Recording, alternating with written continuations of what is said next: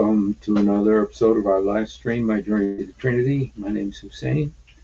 Happy to be with you. Happy to be with me. And I know everybody's been doing Wes Huff stuff. And I've been listening to a lot of the videos with him, like one he did with Pierce Morgan, the one he did with David Wood and Apostate Prophet, and the Carson. Uh, what's his name? Jimmy? Billy. Oh, Billy Carson. Yeah, I saw that one, and I saw I've seen lots of them. I've been watching lots of his stuff ever since that, especially the Billy Carson thing. But the first one I saw was the Pierce Morgan. I saw him on Pierce Morgan, and that kind of piqued my curiosity. So then I watched the Billy Carson, see what happened there. And then I liked the David, Ben David. That was great. And then and at work I was able to listen to a lot of the Joe Rogan interview with him. So the guy, just a sincere believer. And you know what? I think I may actually have met him because he was a missionary in Jordan. And I know I was in Jordan many times. Many times I went to Jordan. I mean, I never lived in Jordan, but I was there many times. When I lived in the Holy Land, I used to, because when I lived in the Holy Land, I'd have to leave every 3 months. Every 3 months, I'd have to leave and go and come back in, to renew my visa. Back then, that's how you used to do it. And so I'd go to Jordan. Sometimes I'd spend a week or so in Jordan, and it was always really fun.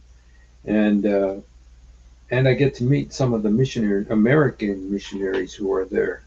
And so I met a lot of the American missionaries. And so I may have met him or his family in Jordan. I don't know. I'm not 100% sure, but uh, it's just that I have been there. And anyway, so that's when I was watching him, I was thinking, man, I wonder if I know him. But regardless of whether I know him or not, he is really a phenomenal gift to the body of Christ, and thank God for him. And so anyway, I was watching tonight a video of him talking about the Quran, and he's got some really cool insights into the Quran. So I just like to watch bits and pieces and maybe make some comments about what he's saying. And um, so, okay, so let's go ahead and watch this. Mm. I was actually going to do something else too. I was going to do something about, well, I won't tell you so I could do it tomorrow. So, okay, so let's go ahead and see. It's this guy's channel. Let me see. I'm not sure who this guy is that he's doing the interview. 324,000. Wow. I'm not sure what the name of this channel is. Oh, Daily Dose of Wisdom. I'm not sure who this is, but wow. It was. I really enjoyed listening to this, so I hope you guys enjoy this. So. After Jesus. Okay. And I think we're dealing with something very different with the Quran. The Quran comes 600 years after Jesus. Okay.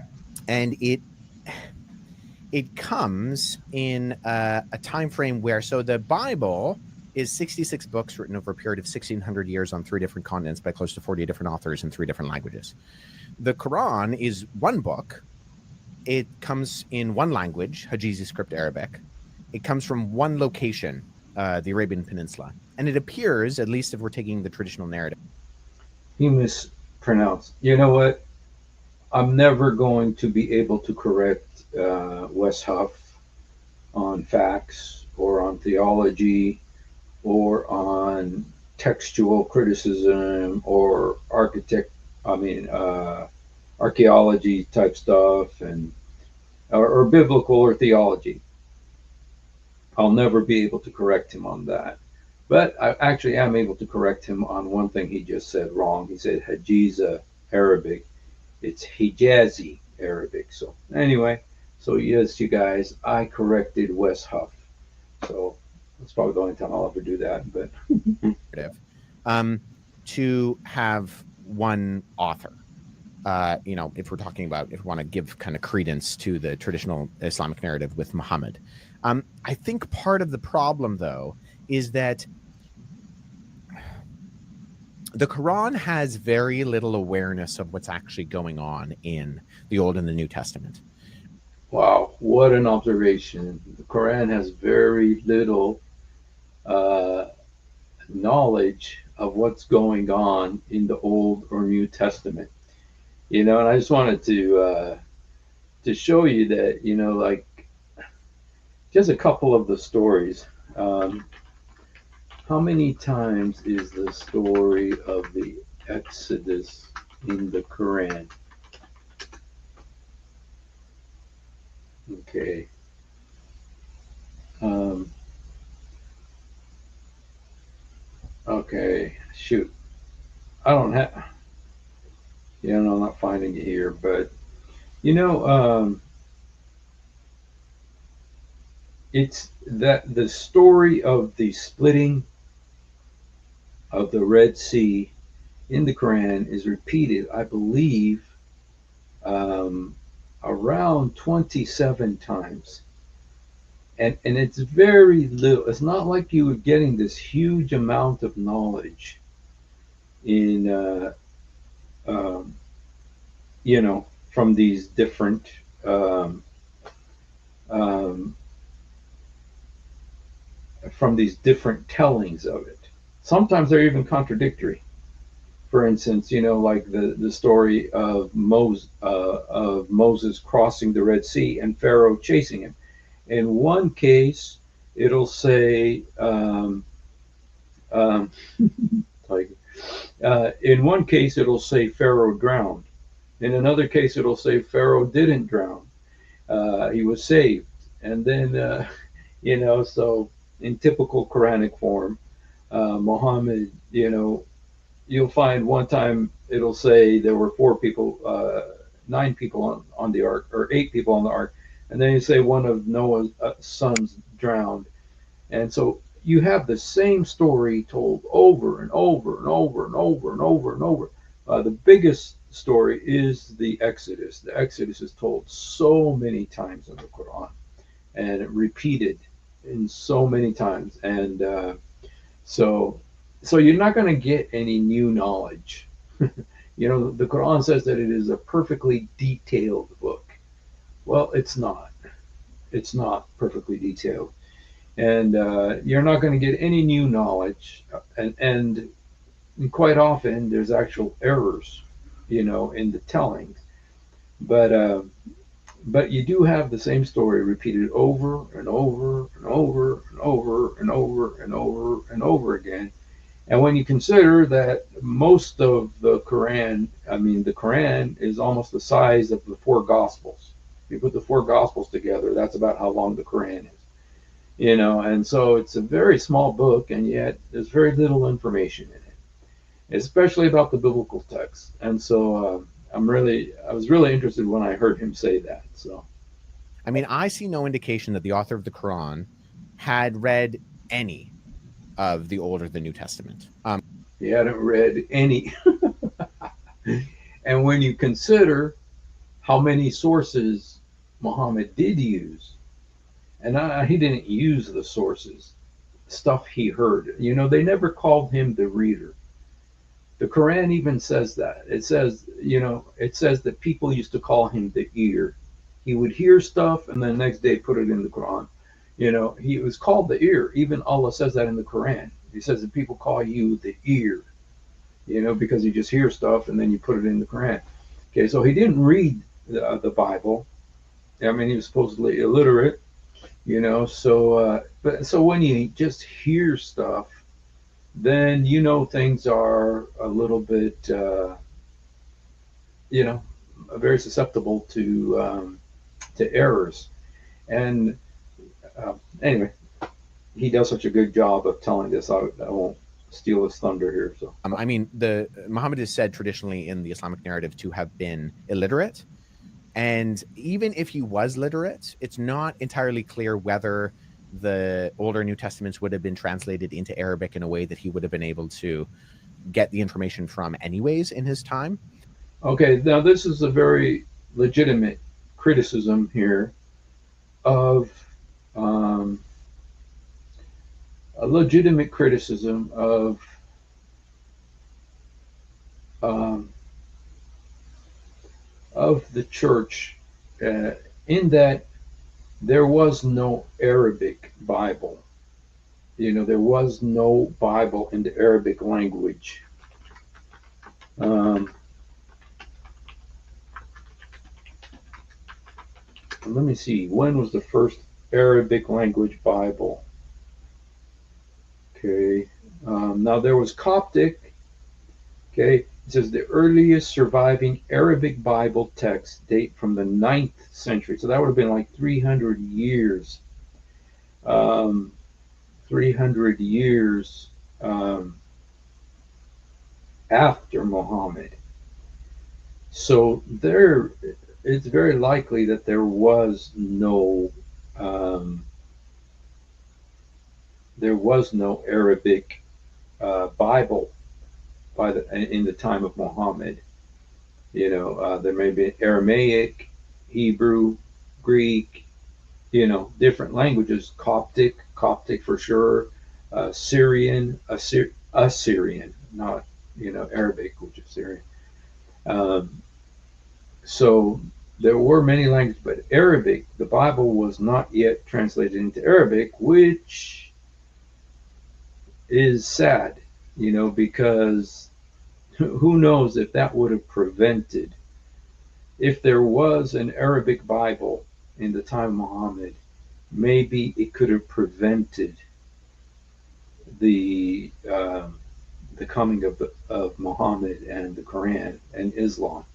It could have prevented it if there was an Arabic Bible, but there was no Arabic Bible yet, which is an oversight, maybe a mistake that the Christians made, that they did not translate the Bible into Arabic yet. Now I know there's Waraka bin Nofal, and he was, I believe, in the process of translating the Gospel of Matthew into Arabic. Um, but I'm not sure how much he did, So. However, the traditional narrative ascribes Muhammad as being a 7th century Arab caravaner. And so, what we get within the narratives of the Quran are things that are floating around orally by Christians and Jews and Zoroastrians that are kind of adjacent to the stories that we find within the said scriptures of those religious worldviews. And I think that's exactly what we draw out when we analyze the data of the stories of, say, Abraham or Moses or David or Jesus or Mary or John the Baptist in the Quran. What you're getting is kind of sifted through oral stories, mostly that are folk tales about these individuals. There's only one quoted verse of either the Old or the New Testament. This is, you guys, you might want to write this down. I think this was amazing right here. Okay. In the Quran, and that's the lex talionis, an eye for an eye, about these individuals. There's only one quoted verse of either the Old or the New Testament in the Quran, and that's the lex talionis, an eye for an eye and a tooth for a tooth. That's the only quoted verse from the Bible in the Quran. The only quoted verse from the Bible in the Quran is an eye for an eye and a tooth for a tooth.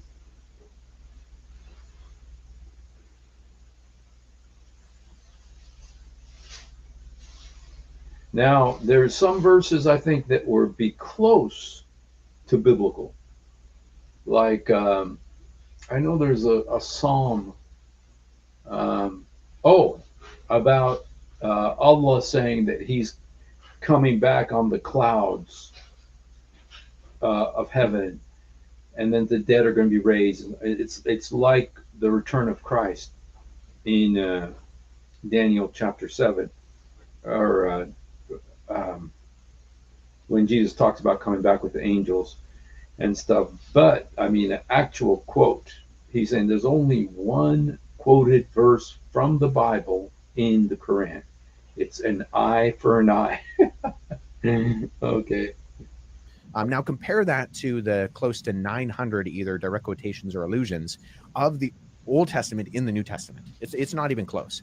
The New Testament is a Jewish saturated document that comes directly out of the Hebrew Bible and the Old Testament. Whereas the Quran is kind of in its own category and actually confuses and conflates a number of stories. So I was sitting down with a friend the other day who Okay. This is awesome. Confuses and conflates the Bible stories. And we've done lots of episodes about these conflations in the Quran of Bible stories, where he takes a bunch of them and he just squishes them together. And so he's going to list some of them here.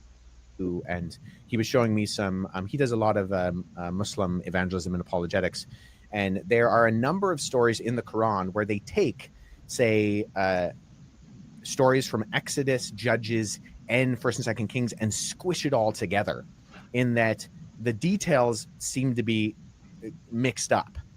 And if you know the Bible stories, you start reading and you go, wait a minute, that's the wrong guy being told to go down and collect water. And if his army, laps the water up like a dog, then do a certain things with that group. And then if they use their hands to cup the water into their mouth, then do something else with that group. Right? That's the story of Gideon. Yeah, I was gonna say, yeah. But if I'm remembering correctly, I think they ascribe that to Moses in the Quran. I could be wrong about that. Either way, so I'm going off the top of my head. Okay. These stories are. You guys, I think I'm going to just make this an episode where I can correct Wes Huff. So I've been able to correct him once already. Please remember that I did that, and please tell people that I did that. And so I'm going to correct him again. Okay, even though he already said that he might maybe got it wrong, but still, I still want to take credit for correcting him. And just the story in the Quran, okay, the story in the Quran about, there's a story about Gideon in the Bible where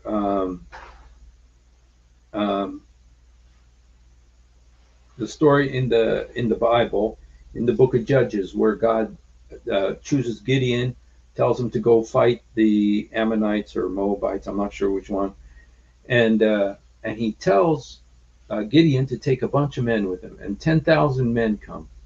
But then God says that's too many men, and then you guys will get the glory. So go to the river, and whoever laps the water with his hand, he can go with you. But whoever goes all the way in and puts his face in the water or uses both of his hands, then don't take him. And so it goes from 10,000 down to 300. Okay, and so that story is about Gideon, but in the Quran it has this story, and it's not about Gideon. It's about Saul. It's about Saul, and they don't have the name Saul in the Quran, but they use the name. They call him. It's in chapter 2, verse 249. When Talut, they call Saul Talut. I'm going to do an episode about all the wrong names in the Quran. They got Saul's name wrong. They got Imran's name wrong. They got Jesus's name wrong. They got Abraham's name wrong. They got who else? Idris, who I think maybe Enoch's name wrong. So there's all these wrong names in the Quran, and so Saul is Talut, and this is what it says about Talut. It says, when Talut set out with his forces, he said to them, God will test you with the river. Anyone who drinks from it will not belong with me, but whoever refrains from tasting it will belong with me. If he scoops up just one handful, he will be excused. But they all drank deep except a few. Okay, and so the so that it makes it about Saul, whereas in the Bible it is about Gideon. And so the name of Lot is actually correct in the Quran, Lut, which is correct. The only thing that is wrong about it is that they say he's a prophet, where he is not a prophet. Okay. They're squished together. Where these are squished together. They ascribe that to Moses in the Quran. I could be wrong about that. Either way. So I'm going off the top of my head. Okay. These stories are squished together. Where in the Esther story, who is Xerxes' right-hand man? What's his name? Haman. So Haman, that's a Persian name in a Persian context, right, with King Xerxes. In the Quran, that is the right-hand man for Pharaoh in the Exodus story. So we're getting all these details confused. So I don't think the Quran is on the same standing at all. Not only that, it's not on the same standing at all. And just about that, Haman, I've done videos about this, that Haman was about approximately, Pharaoh was approximately 1400 years before Jesus, whereas Haman was about 600 years before Jesus. Being generous, it's about 600 years before, possibly less, possibly around 450 years before Jesus. And so you got 1,000-year gap between Pharaoh and Haman. But in the Quran, they're all squished together, and it's like time doesn't matter. Haman is Pharaoh's right-hand man. Now we know that in the book of God, the Bible, that Haman is the right-hand man of Xerxes, the king of Persia, in the time of Esther, not in the time of Pharaoh. And then also, if you look in the Quran, it even makes the mistake even bigger, because in the Quran, they are standing at the Tower of Babel. So Pharaoh and the Tower of Babel, was approximately 600 years before Pharaoh. 600 years before Pharaoh, and then 1,600 years before Haman. But in the Quran, they're all together, squished together into one verse. So it's a historical squishing is the historical name of it, is to squish. So it's historical squishing. Maybe I gotta do a live stream, call it historical the squishing. The word is from Wes Huff, so I don't get credit for it. But I think the Quran has a bigger issue in that in chapter 3, verse 3 of the Quran, it says that God, Allah, sent down to Muhammad. And right now he's going to address one of the big topics in Christian apologetics today, Christian apologetics in terms of preaching to Muslims, which is the Islamic dilemma. And he's actually addressing it here beautifully. He does an awesome job. I'm going to let him play the whole thing. I'm not gonna say anything, just so that you can hear it, because I think he does an amazing job here. God, Allah, sent down to Muhammad a book and truth, right? That is the Quran, confirming that which came before it, and that he revealed that truth in the Torah and the gospel. So we have that in chapter 3. But then we have this really big issue throughout the Quran, where then in chapter 5, it says something similar. It says, say, O people of the book, you are standing on nothing until you uphold the law of the Torah and the gospel. And that which has been revealed to you from your Lord, and that which has been revealed to you from your Lord will surely increase many of them in transgressions and disbelief. So do not grieve over the disbelieving people.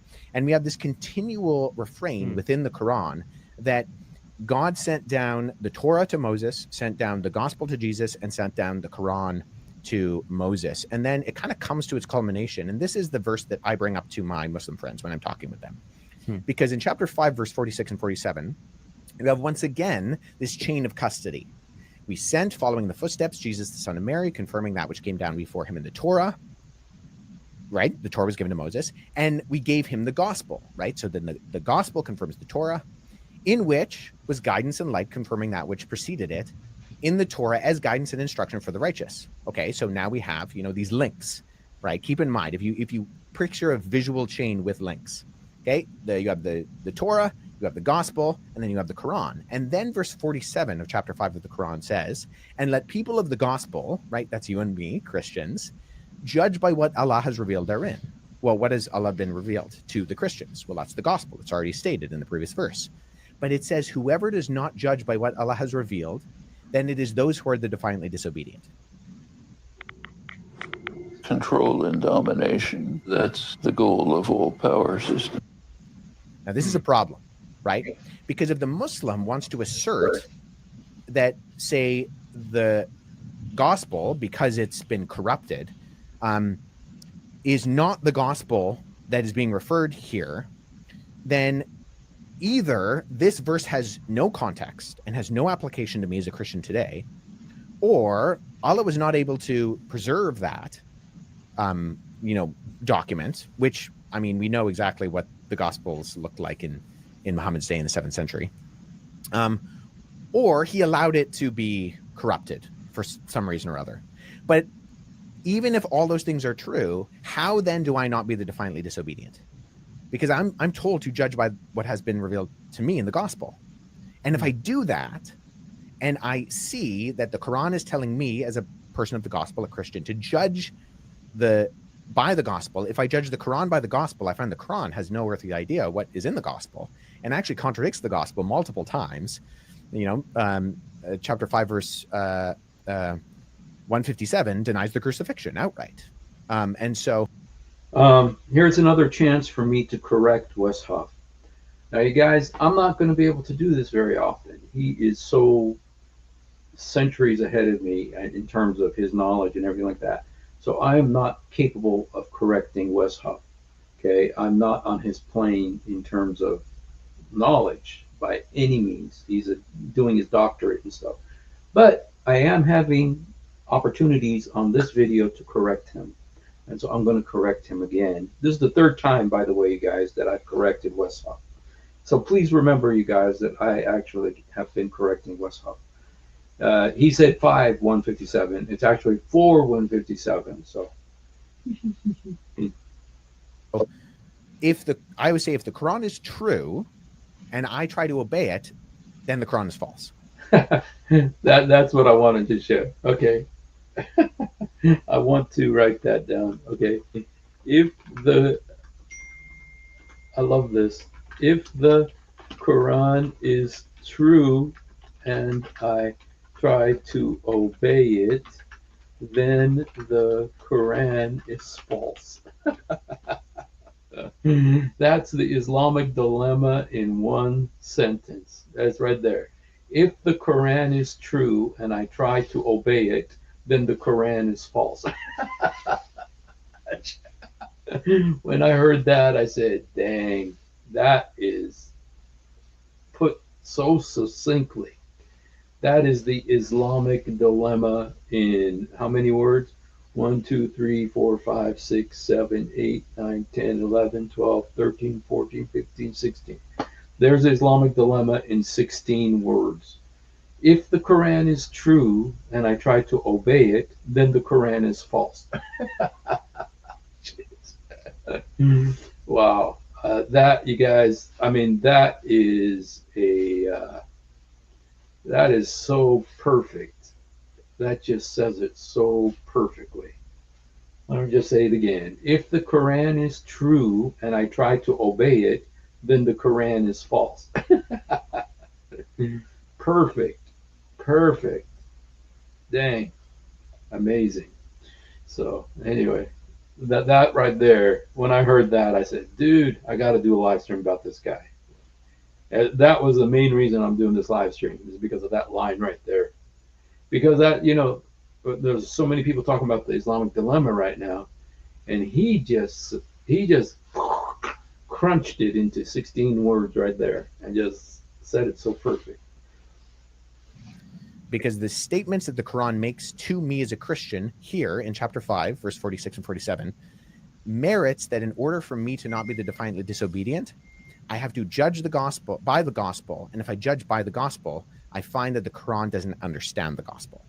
So there are a number of things going on, I think, with Islam. Wow. I think historically there are some big issues, chief of which, it denies the crucifixion. And you can read some of the most skeptical New Testament scholars out there. Bart Ehrman himself, if we can know anything about Jesus, we know that he was crucified under Pontius Pilate. And so if you're going to deny that, you're really going up against the entirety of the test. I mean, I want to just read that. I think it's a great quote there. It says, virtually all scholars agree that Jesus was crucified. While there's no consensus on all the details, almost all modern scholars consider his baptism and crucifixion to be historical facts. Some scholars may differ on the specific details of the crucifixion, but the event itself is widely accepted as historical. I mean, it's a fact. It's not like a theory or a legend or a myth or anything. It is a fact.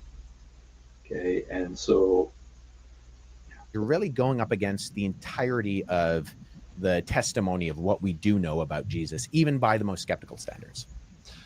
Now, I was watching your episode on PBD podcast, and I remember you were getting into some of these details about the Quran there as well. And I remember you talking about this idea of controlled transmission. Whenever you browse the internet or visit any website, you're leaving traces of your personal data. Data brokers are then selling. This is a big deal for Muslims, is that we've got 1% off the annual plan. Again, that's in promo code DOGE. Now back to the video. From the conversations I've had, this is a big deal for Muslims. Okay, now this, you guys, is really awesome. This is really awesome. This is a very important topic he's going to cover here, because this is, you guys know about the telephone game, right? The telephone game where one person whispers in somebody's ear something, and then they got to whisper into the next person's ear, and then you got to whisper into the next person's ear, and they got to whisper into the next person's ear. And then by the time you get down to the end of it, it's completely changed what it's saying, what the quote is, because they hear it differently and stuff. And so a lot of people, like including left-wing communist Newsweek magazine, say that's how the Bible was transmitted. Well, he talks about this, and this is, wow. When I heard this, I thought, wow, this is awesome. So Muslims is that we've got one word of God, and you guys have all these problems with ESV, KJV, etc. Yeah, I mean, in one sense, that's a bit of a red herring, because we don't have different versions. We have different English translations, right? They're not different Bibles. They're just different iterations of the rendering of the text in the original language. You know what? This isn't actually what this isn't. I think he does talk about that, but right now that's not what he's talking about.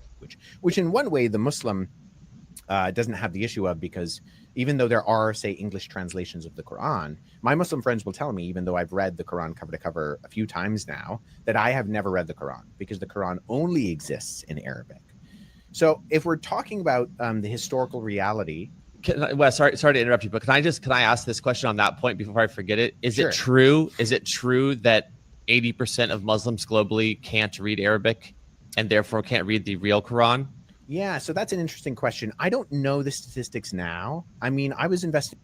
Okay, the definitive percentage is difficult to pinpoint. It is estimated that around 20% of Muslims globally, or approximately 362 million, are Arabic speakers. This signifies that a significant portion of the Muslim population resides in regions where Arabic is spoken natively or as a major language. That's a very, it's only 362 million.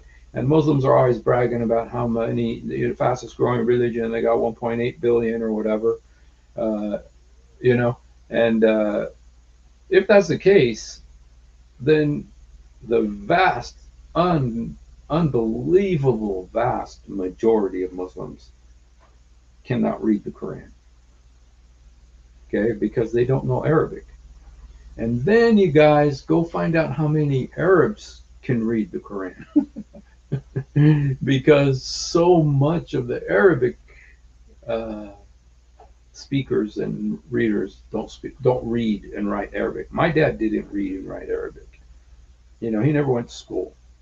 So you know that it, and when you consider the amazing emphasis in the Quran on Arabic language, that the Arabic language is so important, and the Quran was it was so urgent that the Quran be Arabic. It was so urgent that it be Arabic.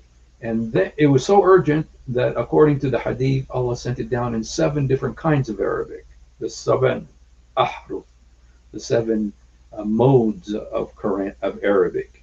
It was so urgent that it be Arabic, not German, not Japanese, not Chinese, but Arabic. And so but because of that, the Quran, most Muslims don't have a clue what's in the book except for what they hear at the mosque, and they can't read it. It's not like I can go read the Bible. I can read the Bible in English and find out, but they can't because it's in Arabic. Investigating this probably about 5 years ago. I always tell the story. I had this friend, he was from Indonesia, back when I was in university doing my undergrad. He was an older guy, and we'd meet together and we'd read the Quran and the Bible, and I was sort of trying to be an influence in his life. I just want to say, Mas al-Malu, that yes, the Quran is a frontal attack against the deity of Christ. It is a frontal attack, full-on attack on the deity of Christ. No one gets as much misrepresentation in the Quran as Jesus does. No one. I mean, Moses, is mentioned 105 times, and it says crazy stuff about him, but not to the degree what happens to Jesus. It's almost as if the book is so focused on attacking Jesus, belittling Jesus, divesting Jesus of his deity and his identity as a son of God. So, yes, it is an all-out attack on Jesus. I think he was realistically trying to convert me as well. But in our back and forth, at one point, I remember it was over Ramadan, because during this time, what I would do is he would be reading the Quran cover to cover during the a span of the 30 days of Ramadan. And so I would do that with him, because the Quran is not actually that long. It's not like reading the entire Bible in one go. It's approximately the size of the Synoptic Gospels, Matthew, Mark, and Luke. So you can do it. It's not light reading or short reading. But he didn't actually know Arabic, but he could pronounce Arabic phonetically.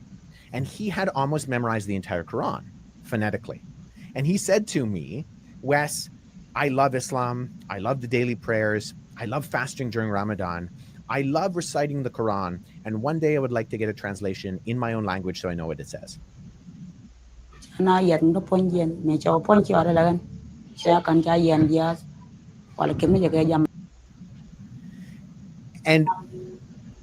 to him, it was less about the content of the Quran.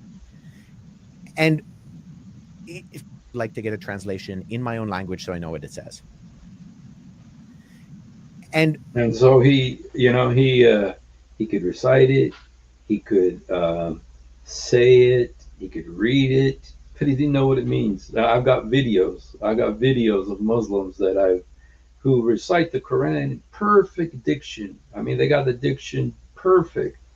They sound like an Arab sheikh, but they don't have a clue what it means. to him, it was less about the content of the Quran and more kind of this devotional aspect of memorizing it phonetically and praying it. Mm-hmm. So at least for him, he didn't know Arabic at all. He spoke English and he spoke Indonesian.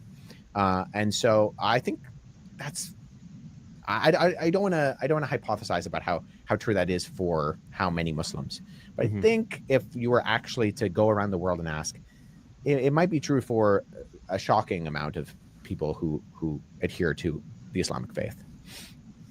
Okay, and I got you on a side trail there, but I was curious about that. We were going to go into the primary question I was asking about the Quran. Yeah. So the free transmission versus the control transmission. Yes. So, hello. I don't know what your name is because I don't read, but if you want to come on, what? You know what?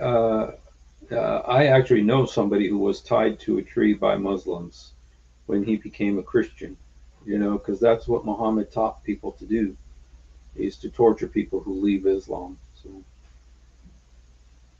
So he's a friend of mine, and he was tied to a tree in I think Tunisia. Yeah. To this person, I don't know what your name is, but you obviously know English. So why don't you come up? Here's a link. Come up and let's talk about Muhammad. Let's talk about your God, and let's talk about Jesus. Let's talk about Isa. Here's the link. You guys, the link is for this guy right here. Let's see if he'll come on. He's a blasphemer. He's a blasphemer, but if he wants to come on. Oh, okay. Thank you. Okay. All right. Yeah, I don't know. I think it's Hindu or Pakistani or something. Urdu. So if I think it might be Pakistani. Yeah. So if you want to come on, is it a Tamil or Telugu sandwich? I mean language. No, not Urdu. Okay, South Indian. Okay. Okay, Emmanuel says it's not Urdu. Come on, Mr. Urdu. There's the link. Be brave. Come defend your God. Come defend the Quran. Okay, because Wes Huff isn't done. He's gonna roast. He's gonna have a Quran roast here. So and he doesn't do it with anger. He doesn't do it with indignation or anything. He just points out the facts, and the facts are devastating. So historically, there are kind of three facts of a freely transmitted text that you want to look at that will outline it as freely transmitted.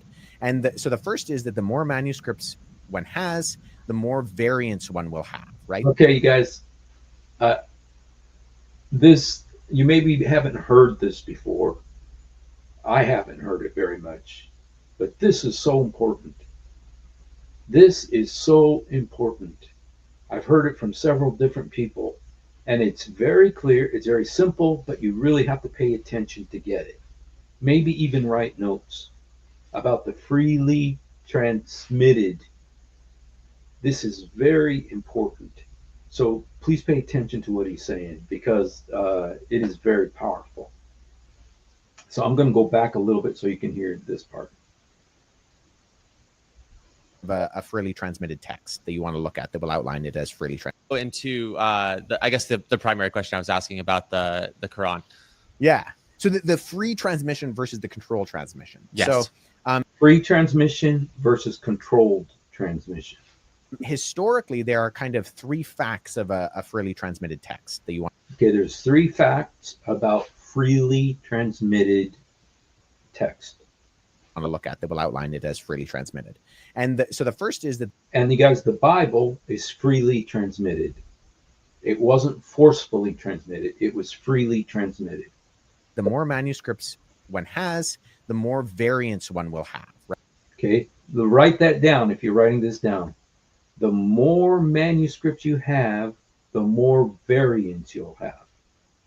The more manuscripts you have, the more variants you'll have. And we've got like 26,000 manuscripts.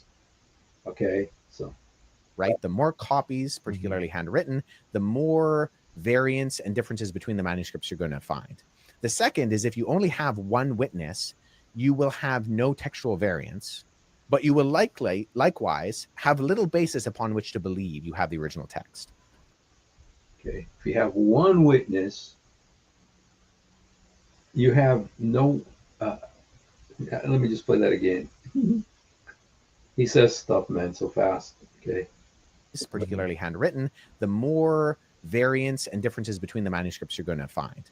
The second is if you only have one witness, you will have no textual variants, but you will likewise have little basis upon which to believe you have the original text. Little basis on which to believe you have the actual text.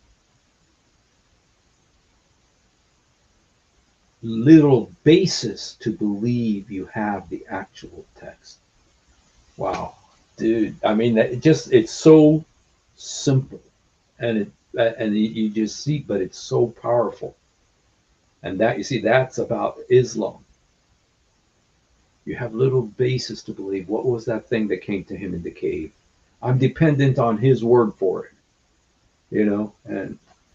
and that's because you cannot do comparative analysis to figure out what has been inserted or deleted. You cannot do comparative analysis to see what's been inserted or deleted. Yay, that is so powerful. And then the third is that the more witnesses you have, the more confidence you have that you have the original text. The more witnesses you have, the more confidence you have that you have the actual text. So we've got these 26,000 texts, from which we can see and they may have more variants, but you can compare it to find out where that, that the message is the same. And I'll let him talk because I'm going to mess it up. So despite the more copies you have leading to more textual variants, the fact that you have variation allows you to do things like comparative textual analysis to figure out why and when things were added in. So what we have with the Quran is what we have with the New Testament is a text whose transmission is not controlled by an external authority such as a government. Okay, so the New Testament was distributed or dispersed, not controlled. It was a free transmission. And it's widely copied without constraint. Without constraint. And so this is what I deal with in my doctoral work. I look at manuscripts from the 2nd and 3rd century, and you can tell that a good portion of them are not copied by professional scribes because of the just nature of some of the mistakes that happen in the text. Now, the flip side of that is a controlled transmissional text, which is a text whose transmission is one that is copied under the guidance of an external authority. And this is exactly what we see within the Quran. So you see, with the Quran is a controlled transmission. Okay, so you think of Abu Bakr, think of Uthman. Okay. See that the Quran is kind of overseen by the external authority of what happened after Muhammad's death. So Muhammad dies in 632. and that's recorded in Sahih Bukhari and Sahih Muslim, which is the kind of authoritative documents for Islamic tradition for the life of Muhammad. So it's traditionally called the Hadith. So Muhammad dies 632, and then right after that, you have a number of battles that take place between the Arabs and the Muslims. And this time is called the Wars of the Apostasy. Now, it's been hypothesized that part of that is because some of these tribes that were forcibly converted by Muhammad find out that Muhammad is dead, and they go, well, we actually never converted to begin with, and so we're not Muslims anymore. And so the Muslims who are taking over from Muhammad say that's not going to fly, and they go out and they try to reconvert people. And this period of time is known as the Wars of the Apostasy. And there's a particular war that happens in 632, just after Muhammad's death, called the Battle of Yomama. It's really easy to remember because it's your mama is a big battle to fight. And so at the Battle of Yomama, you have a number of individuals who die, like a significant number of individuals who die who had memorized the Quran, because at this point the Quran was oral, it was not written. And so the word Quran means, if I'm remembering correctly, it means like written down, right? Sorry. The word Quran means recitation. Yeah, you're right. Yeah, thank you. And so there was this group of people. By the way, you guys, I was not wanting to correct Wes Huff again, when he said that, but I was going to say recitation, but I did not say it because I'm trying not to show off. Okay. But I did think it. So I won't consider that as a correct, like I corrected Wes Huff the fourth time. Okay. So, but I was going to say that. So, but he got it right. So anyway, so I won't take credit for it. People who had memorized the Quran, who were known as the Qurra, right? Same sort of linguistic root in the word. They had memorized the recitation. And so a number of these key Qurra had died at the Battle of Yamama. And so the leader who had succeeded Muhammad at this time was a guy named Abu Bakr. And Abu Bakr had people come to him and say that, this is going to be an issue after the Battle of Yamama. And so the Hadith actually say that a number of Quranic verses had been written on palm stalks and white stones and camel bones. And so they had written down or smooth rocks, pieces of parchment, and camel bones. And so there were a number of verses of the Quran, but they realized that there was some differentiation in the recitations. And so that takes place, and that starts the process by Abu Bakr to codify, collect the different recitations and write them down. However, that doesn't kind of come to its entire fruition until I believe it's 650 to 656 with Uthman. So Uthman succeeds Abu Bakr. And okay, now I'm not trying to correct him here, but it's just that there's the issue of there was a collected Quran that was made by Zayd ibn Thabit and then given to Hafsa, and she put it under her bed for 20 years until Uthman asked for it so he could use it to write his Quran. And he finishes this process. And I believe it's because they came to Uthman, and the phrase that was used, which I think I quoted to Patrick Bet David, was save this nation before they differ about the book, like the Jews and Christians before us. I'm just going to come back here for a second. I don't know where our Muslim friend is. There was a Muslim in here, and I just, where did he go? Be brave, my friend. If you believe, here it is. Light book. He's referring to dark book of. Hey, light book. We'll just call you Light Book. Mr. Light Book, where are you? Come on. We want you. Come on. Where is he? I don't see his.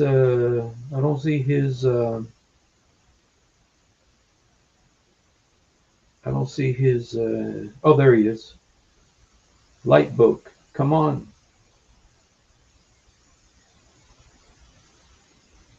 If we're saying something wrong, come correct us. Um, might be a Hindu, but he said Jesus fake God. I don't know. Light book. Okay, but if you want to come on, I'll even put the link one more time. If you want to come on. It'll be fun, man. It'll be fun. Even if you don't know that much, uh, we could still have some fun. And so, in order to standardize things and make sure there's no disagreements, Uthman collects all the different writing down of the Qurans that he can find that happened under individuals like Abu Bakr, and then he standardizes the text and he destroys all the other variations. So this is a controlled transmission of the Quran, right? Instead of there being variants and variations and different textual traditions, you just develop one and you destroy all the others. Now, this isn't to say that there aren't other types of Qurans.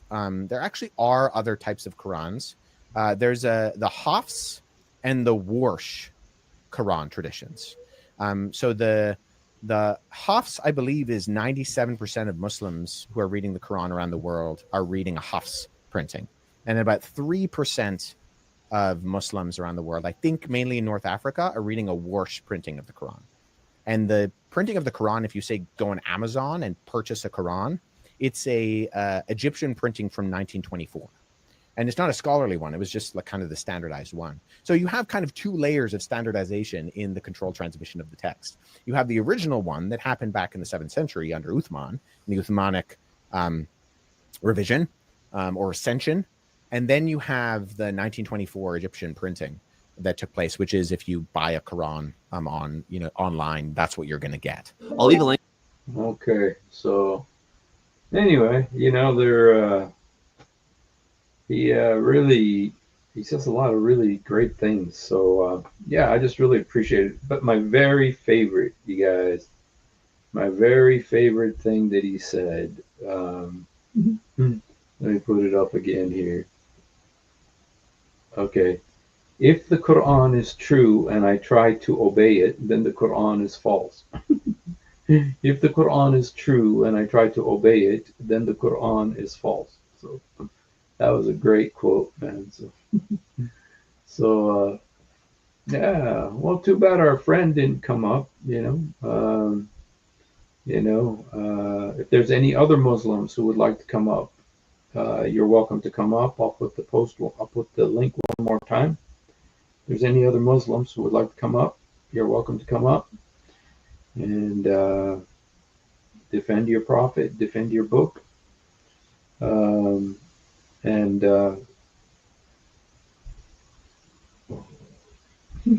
customers, like CP says. Yeah. And he talked about, I guess I could try to show, you know what? I really can't. This guy is so far ahead of me that I don't, he's so knowledgeable. And he's got, of course, he's got his doctorate and stuff he's working on, and knowledge of all those manuscripts and everything like that, And so it is just amazing. But let me just tell you that one thing that he talks about. Now, let me see if somebody said that there was the telephone game thing. Let me just see if I could find that, because that's really was amazing. Let me just see. I heard it was over here about the 7. That in order for me to not be the defiant disobedient, I have to judge the gospel by the gospel. And if I judge by the gospel, I find that the Quran doesn't understand the gospel. So there are a number of things going on, I think, with Islam. Wow. I think historically there are some big issues, chief of which, it denies the crucifixion. And you can read some of the most skeptical New Testament scholars out there. Bart Ehrman himself, if we can know anything about Jesus, we know that he was crucified under Pontius Pilate. And so if you're going to deny that, you're really going up against the entirety of the testimony of what we do know about Jesus, even by the most skeptical standards. Now, I was watching your episode on PBD podcast, and Okay. Okay. All right. So, okay. Our brother sent us. Okay. It's in a different. Let me see what this is called. Okay. Okay. Okay. So this is the. I just want to show you another video, by Wes Huff, where it talks about the telephone game, because the telephone game thing was really awesome. Um, what is the name of the? What is the name of that video? Truth about early Christianity. Okay. Um,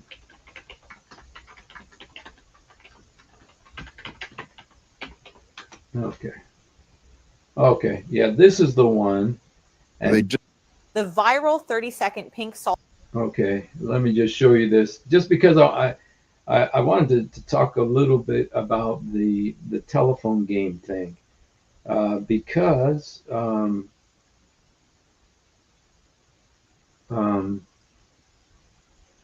yeah, I thought it was awesome. So that's the reason. Okay, it's supposedly in verse 7 for you. Okay. On the from the person sitting next to us on the plane is so far back. There are so many copies and so many distortions, and we can't really get back to Jesus and the apostles. What do you say to it's sort of like the telephone game. You know, one person tells another person, they tell another person, they tell so many copies. This is what people hear often from skeptics. How do we answer that? Yeah, so I recently actually did a talk at Liberty University where I played a clip of stand-up comedian David Cross, where he used that exact illustration. He talked about popes and kings and scribes throughout history who have altered the text. And how do you know that you have what the original author wrote when you just have such a span of time in between? And I kind of retorted at the end of playing this clip of him that if you get your history from a comedian, don't be surprised when it turns out to be a joke. But you know, we hear these narratives, and I think what they miss is just the complexity that happens in what Dr. Wallace was just describing. The telephone game assumes a single line of transmission, right? You whisper into one person's ear. Okay, this is real important, guys. The single line of transmission. One person to the next person to the next person. There are rules. You have to say it once. You can't say it very loudly. Whereas if you look at the history of you have to say it once. You can't say it loudly. The transmission, the copies and the dissemination of something like the New Testament text, it's person's ear. There are rules. You have to say it once. You can't say it very loudly. Whereas if you look at the history of the transmission, the copies and the dissemination of something like the New Testament text, it's spread out all around. And we even have, multiple translations that we can use as kind of comparative analysis other than the Greek. And so it's not one line of transmission as much as it's multiple lines of transmission. That was the thing. Multiple lines of transmission. It's transmitted all over the world, and there's so many different copies, languages, and everything. But you could use those to compare them and see that, yes, it is it is the same thing. It is this, the message is the same. And the words are the same, And so I really like multiple lines of transmission, not a single, like the Quran is a single. And you just have to trust that this is right. But with the multiple lines of transmission, then it becomes much more believable. I got to be careful because I'm not an expert on this, and so I could actually end up hurting the argument by trying to put it into my own words. But it does remind me of an Islamic concept that they use about hadith. It's called mutawatir. Mutawatir means that they hear the hadith from many different sources.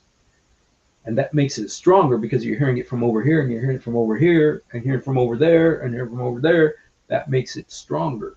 because it's not from one source, it's from multiple sources, but it's the same words, and that's how the Bible is.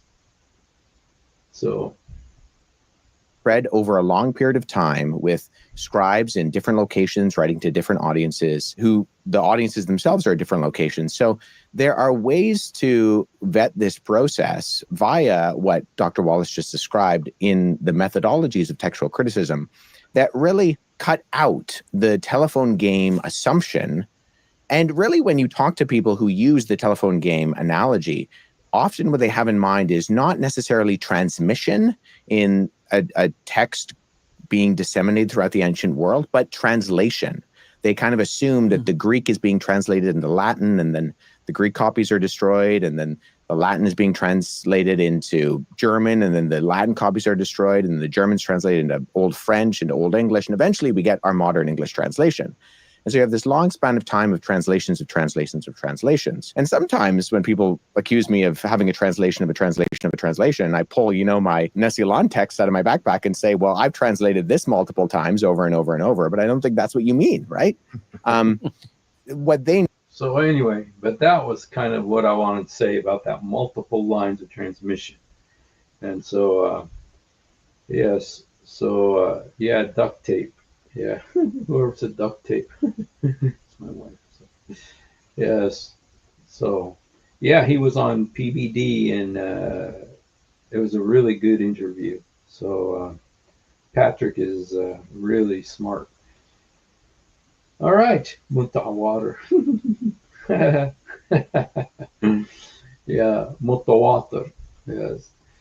All right, you guys. Well, yeah, I just wanted to do a little think about that. I thought that was an awesome interview. There's so much meat in that, really. The guy's a gift to the body of Christ, He helps to set things in order. And the way, it's so interesting to hear different people talk about Islam from their perspective. For instance, it was interesting listening to Jordan Peterson, when he did the comparison between Jesus and Muhammad, and he said Jesus was, a teacher and merciful and loving and giving and powerful, irrefutable.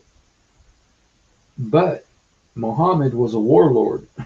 It was so interesting to have his perspective on it. And now this guy's perspective from the historical, archaeological, all that textual criticism field, to hear what he has to say about Islam is so interesting. Come on, man. Why don't you come on? Why don't you come on?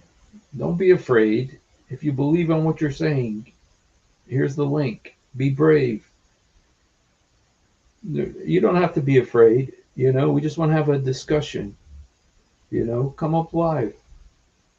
We've been waiting for you. Everybody's been waiting for you. We're already praying for you. We're already praying for you. So, why don't you come up and defend Muhammad? I got questions. I got questions about Isa. Let's talk about Isa. Okay? Don't be shy like Truth Defender. He's so shy. Nah, Sheikh Tarona update. You know what? When it comes, it's going to be devastating. I won't be surprised. And this time, Ali Dawa can, if he's not back in the hospital after everything that Ali Dawa said about him yesterday, But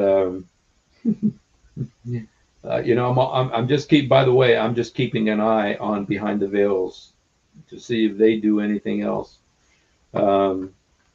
because I'm expecting they're going to have a response to everything that Ali Dawa did yesterday. So let me just see. What's it called? Behind Veils?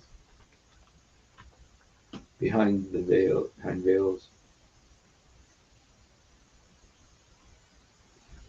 They already, what? Even if they don't do anything else, even if Behind the Veil doesn't do anything else, what they've done has been so unbelievable.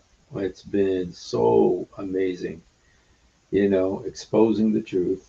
Let's go see if Ali Dawa has anything new. Oh, we'll be proud of it. We'll be proud of it. Okay. Okay. Pierce Morgan versus Israeli official lies. Okay. Pierce Morgan, man. I don't know what the heck is up with that guy, man. You know, he wants to have uh, symmetry. You know, he tries to show symmetry between Hamas and Israel. And so when you sometimes you shouldn't do that, you know. So Steve speaks in tongues too, by the way. Um, so anyway, so are you not going to come up, Mister True Light, whatever your name is? True Light. All right. He's so shy. All right. All right, you guys. Well, shoot. If no one's going to come up, then maybe we'll go ahead and call it a night. And let me see. I had some. Let me see. You know, I wanted to ask a Muslim about some hadiths, and some of these hadiths. Um, let me see. I wanted to. Father Zechariah had some hadiths the other day. Let me see if I have them. That's why I love my.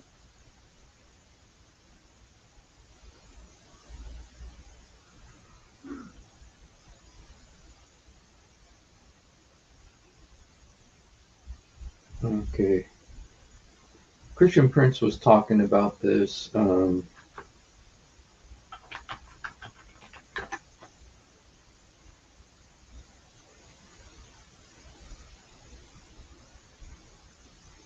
Okay.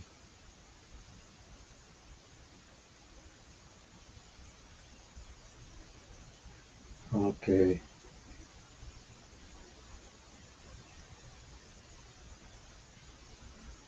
All right. I just wanted to show. Um,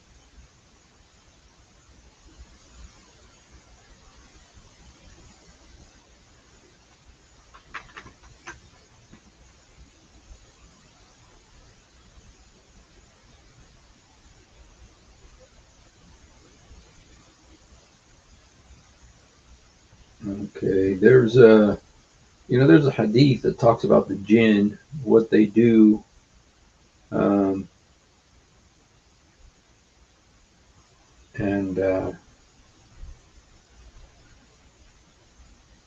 prophet asked him what was in the skin vessel. And when he replied that he had some nabid, he says it consists of fresh date and pure water, lit the night of the jinn, Abu Talib's death. And prophet went to Ta'if to proclaim his message, but was driven out. Returning to Mecca, he spent the night in the valley of Nakhla, and we are told that a company of the jinn listened to him reciting the Quran. Okay. Um,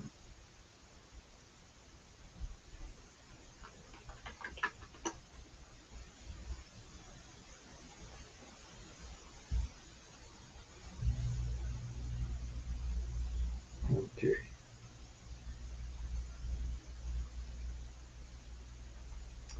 Okay. All right, you guys. Well, looks like our friend isn't going to come up. So, um, anyway, yes, Allah prays. 3 times the Quran says he prays. And I'll read. Tamila, bro. Come on. Oh, Tam, why don't you come on? Why don't you come on? If you believe what you're saying. I mean, it seems like your English is good enough. You know, maybe seems like your English is good. So why don't you come up and tell us what happened to Muhammad on the night of the jinn? Can you come tell us what the jinn did to Muhammad? Some people say it was jinn. Some people say it was al-zut. Al-zut. Do you know what the zut is? In fact, if you're from Pakistan, some people say that the zut were from Pakistan. And so, yeah, if that's Muhammad Saleh, I've heard of Muhammad Saleh, but I don't, I haven't. Should I? You know what? If you're of the Zut, because there's hadith that talk about the Zut and the jinn. Um, so if you want to come up, yes, that's what I was thinking of Masamala. uh, that's the hadith I was looking for. So if you want to come up and tell us about the Zut, because supposedly those are related from Pakistan or India or something. So Muhammad had an encounter with them, and even though I still tend to think that the Zut or those it was jinns that were they look like Zut, but that they were really jinns, that they were really demons. The only reason why I think that is because, hello, Corkonian, welcome. I'm really worried about Ireland. Are you a Christian, Corkonian? Because I know there's a city called Cork. I read a book called Angela's Ashes, and they talk about a city called Cork in Ireland. Uh, but but I'm worried about Ireland. I'm worried about the Islamization, because both Islam and Ireland like the color green, and that worries me. That's one melding of I hope doesn't happen, so, but shoot, what was I talking about?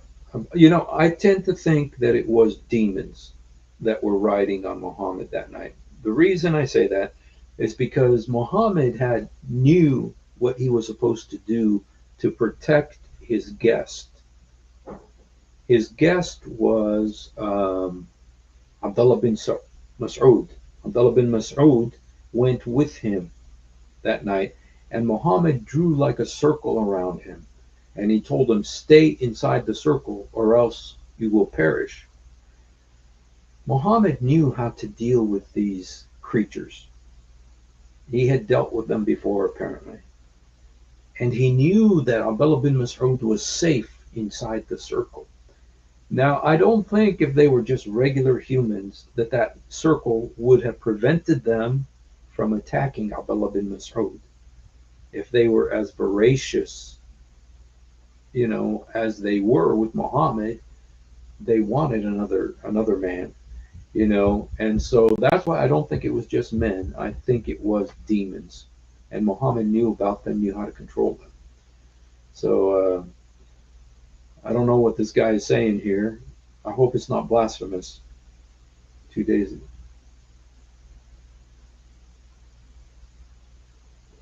2 days ago, I saw a short clip of a suburban UK. People were literally cooking what looked like a lamb on a spit on the literal sidewalk.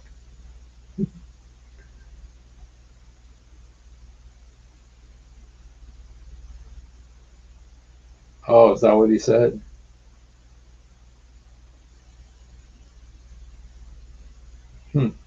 Crazy. This demon. All right. Well, apparently our friend Light Book or Book Light, whatever, is a chicken. I thought that maybe. Oh, wow.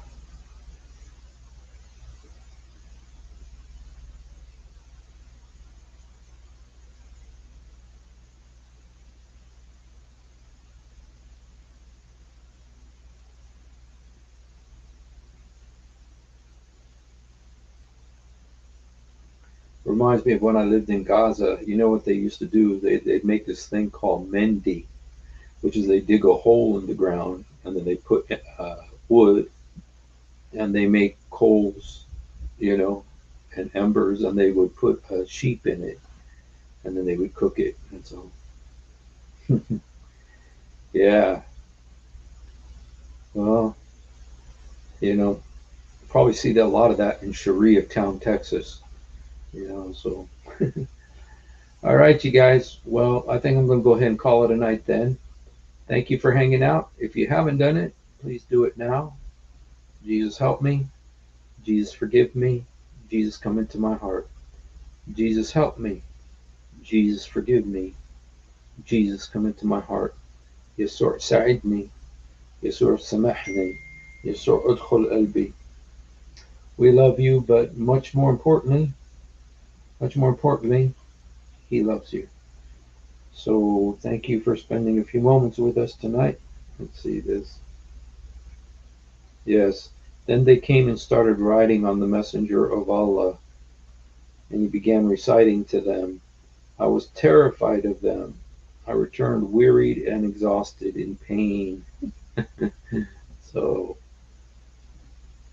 yep, street lamb. All right, you guys, you have a wonderful night. Thanks for spending a few moments with us. You know, if it wasn't so late, I'd stay a little bit longer, but God bless you guys. And, you know, Jesus might come back today. So today or tomorrow might be the day. Be ready.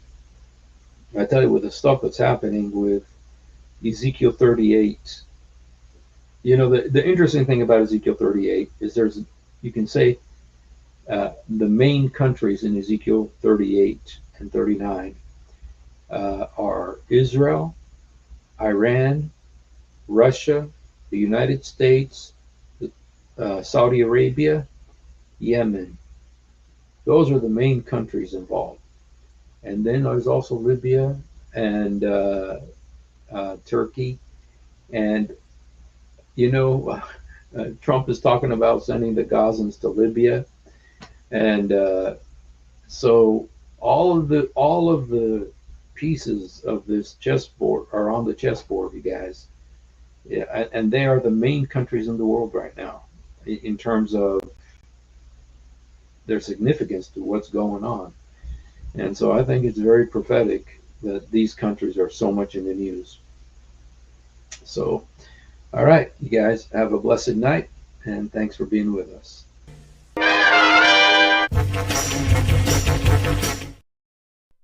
If you have ever wondered why dull apologists lie so much, it's because on a rare occasion that they tell the truth, this happens. One of the reasons I accepted Islam was the scientific miracles. I'll be honest with you. And now we know that this whole scientific miracles was absolute nonsense. You're going to have to repeat that. That the standard narrative has holes in it. That's what I'm going to say.